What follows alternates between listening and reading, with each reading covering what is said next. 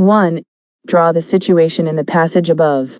Task: you would draw a scene where a woman has just finished reading a story to about 20 children. The children are getting up from the carpet, heading to a corner of the room, where they start taking their coats and hats off hooks.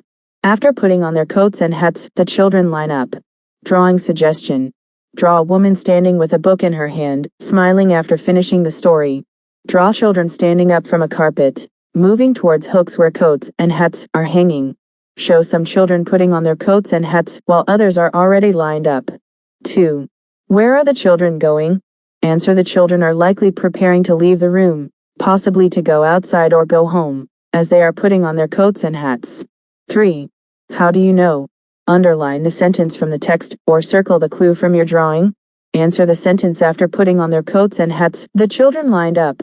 Suggest that the children are getting ready to go somewhere, likely outside or home. 4. How would you feel if you were one of the children? Answer: if I were one of the children, I would feel excited to go outside after hearing a nice story, or maybe a little sad that story time is over.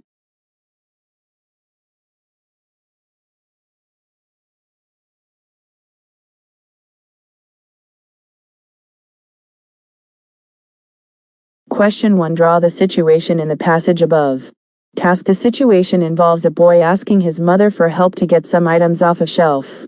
The mother takes down some jars and brushes, and the boy brings them to the kitchen table.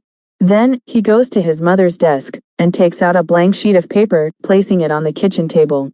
Finally, the boy fills a cup of water and sits down at the table with all of these things. Question 2. What is the boy most likely going to do? Answer: the correct answer is A. Place the jars on the paper and paint them with the brushes. This answer uses all the objects mentioned: jars, brushes, paper, and water. Question 3. How do you know? Answer: the passage describes the boy collecting art supplies, which suggests he is likely going to paint. The correct sentence to underline or reference would be: place the jars on the paper and paint them with the brushes.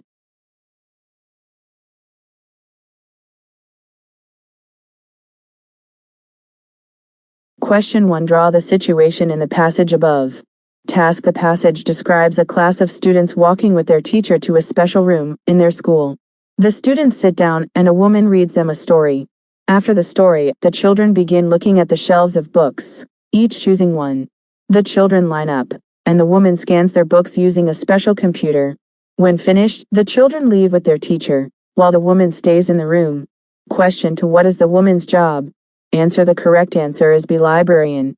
The woman is reading a story and helping the children choose and check out books, which is the job of a librarian. Question 3. How do you know?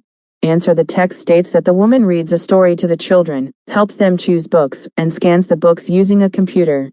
These tasks are typical of a librarian's duties.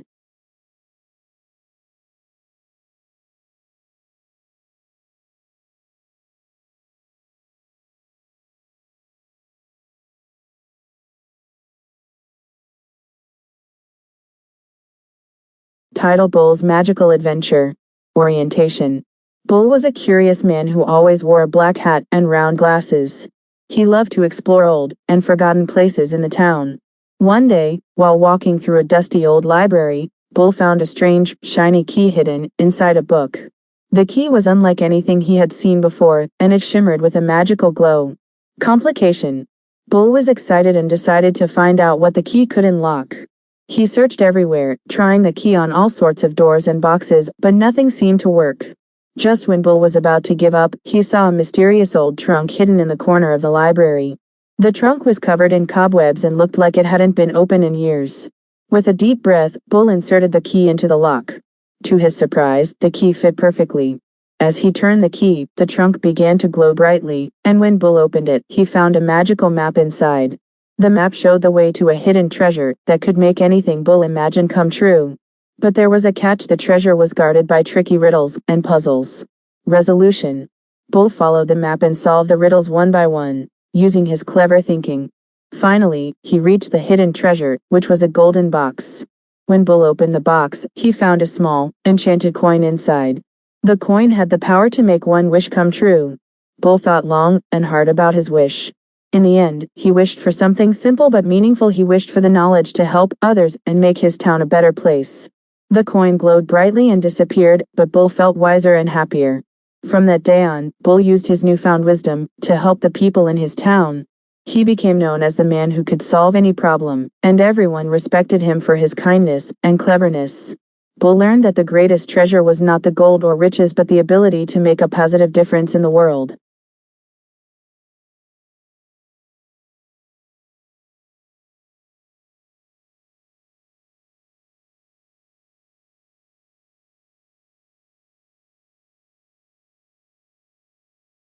Summary.